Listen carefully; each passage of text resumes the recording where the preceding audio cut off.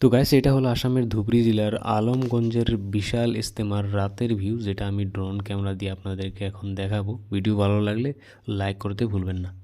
প্রতি বছর তরক্কি করতেছে, উন্নতি করতেছে, কারণ কি সেই সেই মেহনতের সাথে সাথে তার সামনে নতিজা সামনে আসতেছে, আর সেই নতিজায় সেই ফলাফলের কারণে সে আগে আগে বাড়তেছে। এইভাবে বলা হচ্ছে যে আজকে জমিনের উপরে যখন মেহনত করা হলো, তো কিছু লোহা, তারপরে সোনা, তারপরে যত মেহনত হলো তত কিমতি দামি দামি জিনিস জমিন থেকে বের হতে লাগলো। এটা কোন জিনিসের উপরে? মেহনতের উপরে। যত বেশি আমরা মেহনত করব তত বেশি আমাদের সামনে জিনিসটা খুলে আসবে। সাহাবারা সেই মেহনত করেছিলেন দিনের উপরে, আল্লাহ তাআলা ওনাদের সামনে মুকাশফা করে দিয়েছিলেন। জান্নাত তাদের সামনে সামনে সামনে নিয়ে এসে জান্নাত তাদের সামনে হয়ে গিয়েছিল। হযরত হারিস রাদিয়াল্লাহু তাআলা আনহুকে আল্লাহ নবী বললেন, গায়বা আসমাতে ইয়া হারিস, ইয়া হারিস, তুমি সকাল কোন অবস্থায় করছো? তখন হারিস রাদিয়াল্লাহু তাআলা বললেন, এই তোমার মাইক নেই না? আমি তো একজন পরিপূর্ণ মুমিন হিসাবে আমি সকাল করেছি। তাহলে সব দিতাম দাও একটা আলামত হয়। হ্যাঁ মাইক মোবাইল লাগায়া হ্যাঁ, এইটা আমি দেখতেছি জান্নাতীরা জান্নাতের ভিতরে একজন অপরজনের সাথে সাক্ষাৎ जाएगा ये हमारा काट है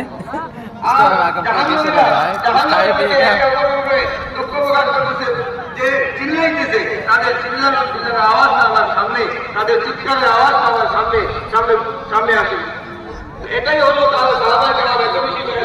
এটা বেশি আলোচনা করেছে যে তাদের জন্য জাহান্নামের সব চিত্র তাদের সামনে চলে আসে।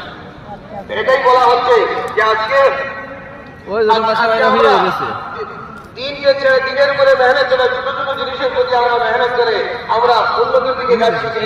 উন্নতি নয়, আসল হলো আসল এই দিনের উপরে রেখেছেন। এই জন্য আমরা এই দিনের উপরে নিজের জান মাল সময় লাগানো ইনশাআল্লাহ।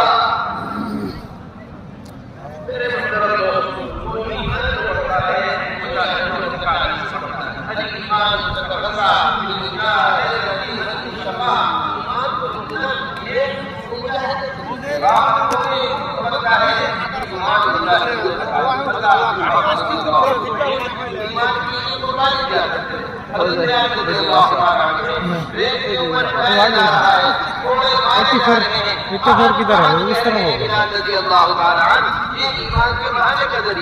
जितनी तकालीफ में आदमी रहेगा इतने ईमान को तरक्की रहेगी। इसलिए ईमान को बनाने के लिए सबसे पहली मेहनत है। हुजूर अकरम सल्लल्लाहु अलैहि वसल्लम ऐसे अपने आप को मेहनत करके सिखाया करते थे। अल्लाह जल्ल जलालुहु अम्मा नवालुहु को तरस आ जाया करता था इस मेहनत के ऊपर। अल्लाह जल्ल जलालुहु अम्मा नवालुहु को तरस आ जाया करता था। ऐसा हुजूर अकरम सल्लल्लाहु अलैहि वसल्लम मेहनत से अपने आप को थकाया करते थे, साथ रहने वाले सहाबा को तरस आ जाया करता था। ऐसा हुजूर अकरम सल्लल्लाहु अलैहि वसल्लम मेहनत से अपने आप को थकाया करते थे। एकदम कंट्रोल पर है अगले दिन जाए रास्ता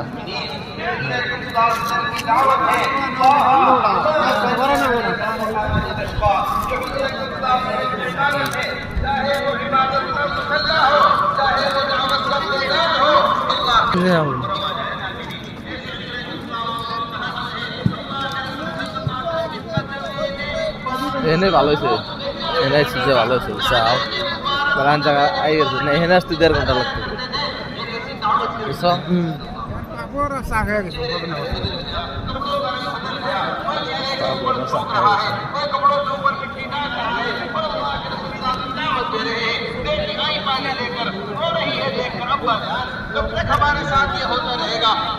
রাতে কোন দিকে ড্রোন উড়াইছিল বসে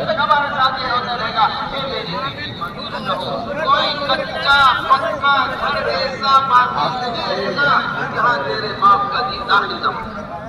इज्जत वाले इज्जत के साथ कबूल करेंगे।